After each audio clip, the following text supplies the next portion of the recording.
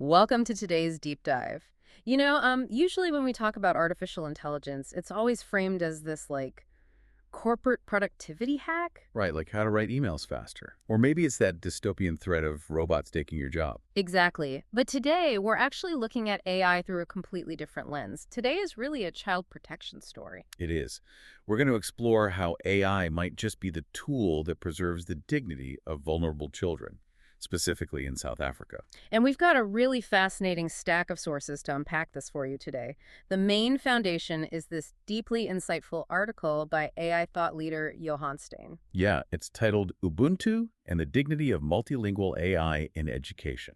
It's such a good read. It really is, and we're pairing that with some recent tech announcements from Google about African speech technology, plus a pretty stark warning from Tech Central about AI governance. Not to mention the academic reports from organizations like the Massacane Hub and SETLR. We've got a lot to cover. We do. So the mission for you listening today is really to understand how these massive, complex AI models are colliding with the ancient philosophy of Ubuntu. And doing that right inside under-resourced classrooms, it's such an unexpected intersection. Totally.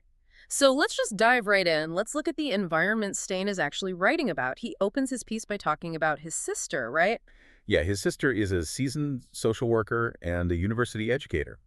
He was helping her map out the ethical complexities of working with children for her PhD. Right, and through that whole process, he hits on this core realization, basically that discipline in schools is just completely broken if a child cannot be heard. And to really grasp why that matters so much, you have to look at the reality of the South African primary school system. Because it's a massive burden they're carrying. Unimaginably heavy. These teachers aren't just standing at a chalkboard delivering math equations. They're essentially frontline workers. Yeah, they're managing severe learning gaps, huge behavioral incidents, and honestly, just the spillover of trauma from the surrounding communities. Exactly. And they're navigating all of this in an environment with 11 official languages. 11. And with very little psychosocial support on top of that. Which I guess brings us to how they actually handle discipline. Steyn focuses heavily on this concept of Ubuntu-centred restorative discipline. Right. And for anyone listening who might only know Ubuntu as like a Linux operating system, the philosophical concept translates roughly to I am because we are. It's that idea that a person is a person through other people. Yes, exactly. And when you apply that to school discipline, it fundamentally changes the entire goal of the interaction. Because a traditional Western punitive model is super binary, right? You broke the rule, so here's your suspension. Exactly. It's very black and white. Yeah. But Ubuntu-centered discipline views a behavioral incident as a fracture in the community. So the goal isn't just to punish or humiliate the learner. No, not at all. The goal is to repair the relationship and restore that child's sense of belonging. But, and this is a big simp, but the sources highlight a massive bottleneck here.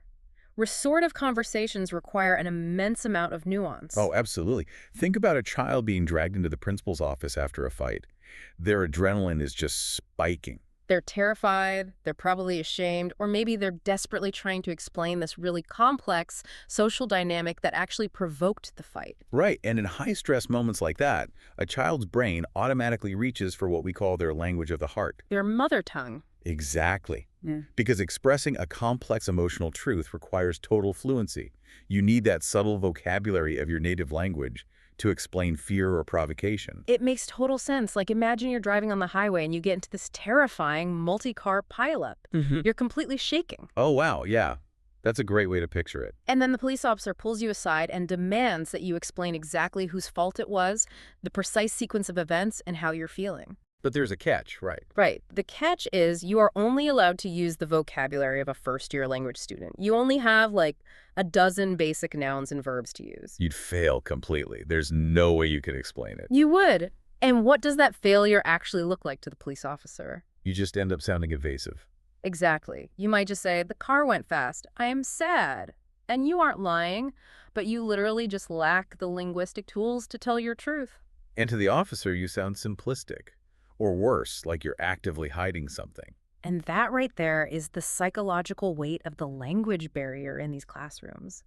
When language fails during a disciplinary intervention, the child loses all their agency. They really do. And the restorative element of Ubuntu is just stripped away entirely. Because the adult in the room might genuinely be trying to understand, but the child can only speak in these short, broken sentences because of the stress. And the adult misinterprets that brevity as defiance. So the misunderstanding just multiplies. What was supposed to be a community repair process turns into this, like, unintentional interrogation. Which means the discipline becomes fundamentally unfair. The child walks away feeling totally alienated. Which is the exact opposite of Ubuntu. The exact opposite. Steyn identifies this as the critical failure point. If the core barrier to restorative discipline is this lack of shared language during these high-stakes moments, how do we remove the bottleneck? Right, because you cannot demand that every single teacher, principal, and social worker instantly become a fluent polyglot in all 11 official languages. It just doesn't scale. No, not at all. So if a human polyglot isn't scaling to meet this crisis, how can we solve a linguistic bottleneck at scale? And this is where the massive leaps in artificial intelligence come in. According to the tech reports in our stack, Google has begun rolling out AI overviews and AI mode support for 13 African languages. Yeah, including languages like African, Sesotho, Setswana, and isiZulu. But we really need to define what that actually means, because it's not just your standard software update. Right. AI overviews rely on generative AI to synthesize complex information directly in the user's native language. But the far more crucial development is what's happening under the hood with the data itself. Google launched this initiative called WXAL. Right, the Open Dataset Project. Exactly. WXAL is an open dataset aimed specifically at improving African speech technology. And this addresses a massive historical blind spot. Because AI models, like large language models, they learn by consuming billions of words of data, right? Right. For English or Mandarin, the internet provides this nearly infinite written corpus to just scrape and learn from. But historically, many African languages have suffered from severe digital data scarcity. There simply isn't enough written text on the internet to teach an AI how to speak isiZulu fluidly. Exactly. But wait, I'm sure some people are thinking translation apps have been around for a decade. Yeah, I actually have to play devil's advocate here. You can pull out a smartphone right now, type something in, and translate it. Why is this new WXAL dataset or voice-first AI any different from a teacher just typing a kid's broken sentence into a traditional search engine translator? That is the big question. It's because rigid text translation destroys nuance, especially for many African languages. Think about how a traditional translator works. It translates word for word, like very literally. Right. But many languages in this region are agglutinative, meaning whole complex sentences can be expressed in a single, heavily modified word. Oh, wow. Or they are tonal, where the actual pitch of your voice changes the meaning of the word entirely. Ah, I see. So if you just type the word without the pitch, the context is completely ruined. The context just evaporates. If pitch changes a word from meaning mother to meaning aggressor, a text transcript is completely useless in a restorative conversation. That's a huge difference. So what WXL is doing is training systems on how these languages actually sound in the real world. Yes, exactly. But wait, if the data doesn't exist on Wikipedia or Reddit, how is WXL actually teaching the AI to speak? Where are they getting the voices? And that is the million-dollar question for data scarcity.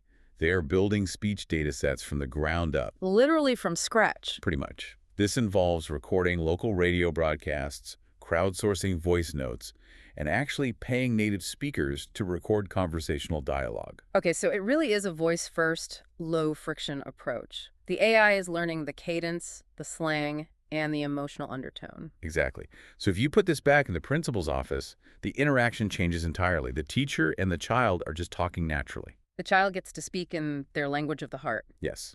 And the AI isn't just swapping dictionary terms. It's capturing the emotional cadence and paraphrasing it accurately for the educator. Which allows the adult to actually engage with the child's lived experience without the shame of misunderstanding. The AI acts as a bridge.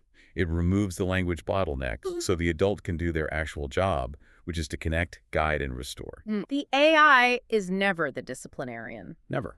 So the technological capability is finally catching up to the human need. But dropping a powerful, complex artificial intelligence into a vulnerable environment like a primary school, I mean, that introduces immediate, severe risks. Oh, huge risks. And Steyn's article is very direct about this. True Ubuntu is about safety. Right. If we use technology to capture a child's most vulnerable moments, their confessions, their fears, their trauma, We are generating highly sensitive biometric and emotional data. And a translation tool that stores those conversations in a corporate cloud or encourages surveillance of the student body actively harms the child. Definitely. And this is exactly where the Tech Central article in our sources raises a massive red flag. The piece is titled, AI Complexity is Crippling IT Departments. Let's unpack that warning, actually, because what does crippling IT really look like in practice? Well, according to the article, it looks like shadow IT and uncontrolled data flows. Right, the Tech Central piece details how well-funded corporate IT departments are losing control because employees are just using random AI tools. Data is fragmenting everywhere. APIs are leaking sensitive company information into public models. Governance is just collapsing under the sheer speed of AI adoption. That's chaos. So if AI complexity is crippling well-funded corporate IT departments, I have to push back hard on the practicality of bringing this into schools. It's a very fair pushback. Because we're talking about incredibly under-resourced environments. Some of these schools are struggling to provide basic stationary or reliable electricity.